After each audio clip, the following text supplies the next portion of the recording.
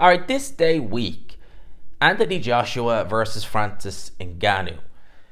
It came around very quick. I am excited for it. It's a very good undercard. It's weird, right? Because this undercard it's stacked. It's a really good undercard. We've got some really good fights. And you look and say, like, out of the three Saudi shows we've had over the last couple of months, Fury and Ngannou and the Day of Reckoning, this is probably, certainly in my opinion, maybe you could argue is the kind of weaker of the three undercards, and it's still phenomenal. Like, it's still a phenomenal undercard. They really don't play around with these undercards over there, and they really don't. And look, we're going to see some very good fights on it. The main event, obviously, Anthony Joshua versus Francis Ngannou. Now, it's a weird one. This isn't a prediction video. I'll probably get that out on Sunday for you guys. But the main event, Joshua Ngannou, for me, you would have to make Anthony Joshua the favourite. And I was looking at Ade's video today, and he was talking about, is there pressure for Joshua? And I thought about that myself, and I don't... Look, this is just my opinion, all right? Don't take it as gospel.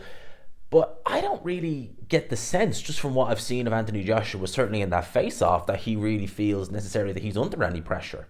If anything, I think that there was more pressure on Tyson Fury going into his fight with Francis Ngannou, because he was, claiming to be the best heavyweight of this era, arguably the best of all time. And he was going in there against someone who was completely unknown in a boxing sense. He was known in MMA, mixed martial arts, but from a boxing background, yes, we knew Ngannou had, done some boxing, but nothing professional, nothing at this level, nothing to indicate he could operate at world level, certainly not.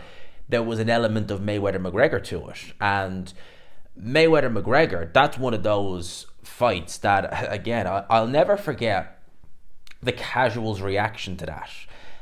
There is a little bit of a sense of the casuals are having I don't know, they're not having a similar reaction. That's just not right, because Floyd and Conor, what they did was they did a great job convincing the casuals that this fight was genuinely competitive when it was never going to be.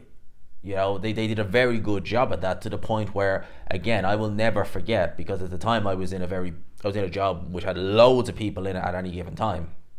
And all I could ever listen to was McGregor's going to win, this, that, and the other. It was just, I'll never forget it when that fight was all said and done. I was thinking, oh, thank God, I don't have to listen to this anymore.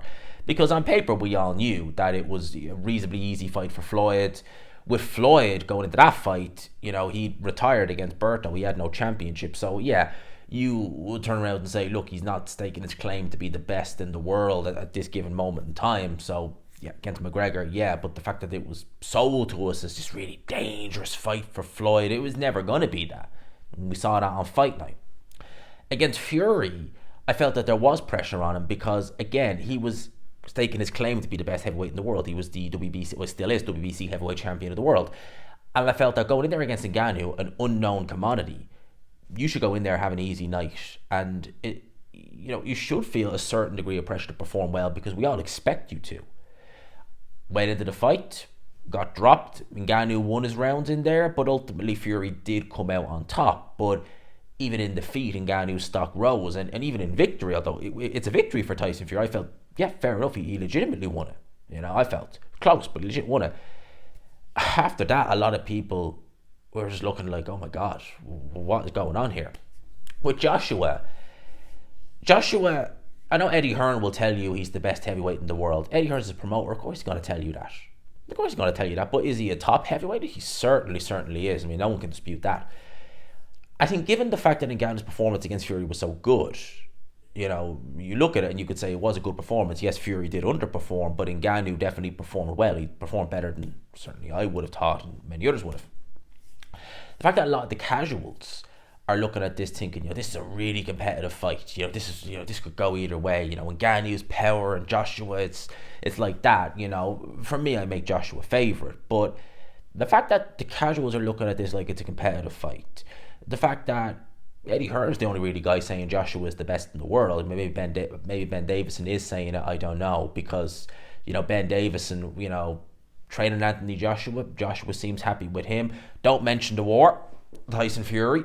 Seems like that with Ben Davison, you just don't mention that, but he seems happy enough. And they're the only people who are really kind of say, and again, I don't know if Ben Davison has said it, but Eddie Hearn's certainly the only person really saying Joshua was the best in the world. Top heavyweight, yeah, best in the world. No, I still think that the winner of Fury Usyk, in my opinion, is the best in the world. Majority of fans, that's going to be the best in the world. So again, I don't feel he has this amount of pressure that maybe Fury did going into their fight. And again, given the fact that Ngannou went in there against Fury, a lot of people feel that he won. A lot of people have Ngannou down as a top heavyweight. So for them, it's kind of like, well, should Joshua feel pressure to perform? I mean, there's always pressure, but should he feel the need to go in there and perform and just blow Ngannou out of the water? A lot of people haven't looked at the Fury fight would be saying, no, he shouldn't. Because stemming from the fact that Ngannou has shown them that he's a lot better than they thought. And again, the casual's perception of this fight is that it's going to be a very competitive fight. It may very well be a competitive fight. I'm looking at it as, a boxing purist saying, well, look, Joshua is a boxer through and through. He's an Olympic gold medalist. He's a two-time heavyweight champion of the world. He should be beating Francis Ngannou without too much trouble. But, saying that, I was saying the exact same about Tyson Fury. I was nearly proven horribly wrong in that fight with Ngannou. God knows, stranger things have happened. Judging by what I see, and again, and I bear in mind, this was recorded, I think, in kind of January time, thereabouts. Usyk Fury was still on for February at the time. And you look at the face-off that they had. For me, Joshua seemed like a guy who was very confident in himself.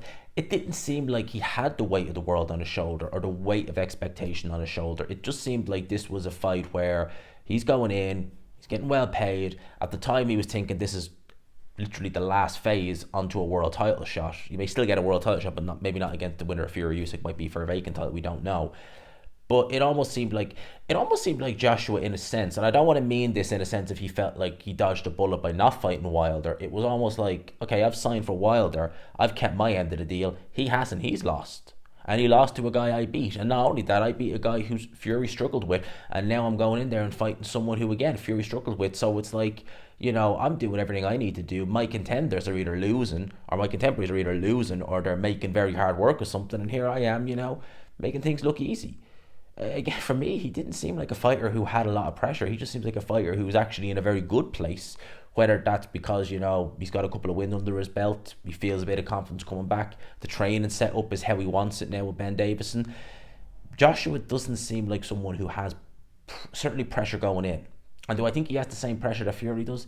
No, because as I said, he's not claiming, certainly I don't believe he's claiming to be the best in the world. He's not a champion.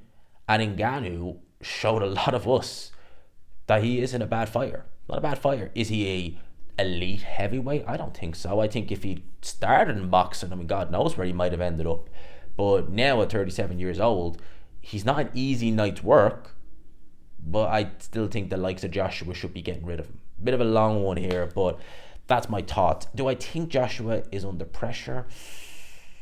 I don't think he's under as much pressure as Fury was, just in my opinion. Some of you may disagree. Some of you may say, no, he's under even more pressure because now the mantle falls on him to, defend boxing and show that the boxer will always win, will always come out in these crossover fights. So you may feel that. Some of you may feel different and say, Fury had a lot more pressure going into the Ngannou fight than Joshua. Ngannou is more of a known commodity, and people are like, okay, so he's not bad. And again, the perception amongst the casuals, certainly I've been seeing, has been, they give Ngannou a very, very real chance, So, it's going to be interesting this day week to see how the fight unfolds. We'll obviously be doing a live watch along for it. Of course, I haven't done one since the Day of Reckoning. We're definitely going to do one for this. I'm looking forward to it. I'll get the Dr. Pepper, or I'll get a fizzy drink at the ready, certainly, for the fight. And we will go and this day week we'll be doing the watch along. I've missed the watch alongs. I do enjoy doing them. They are good fun. They can be a bit. Believe me, people look and say it's got to be. If a fight goes for 3 hours and you're doing this for 3 hours, it does get pretty damn tiring.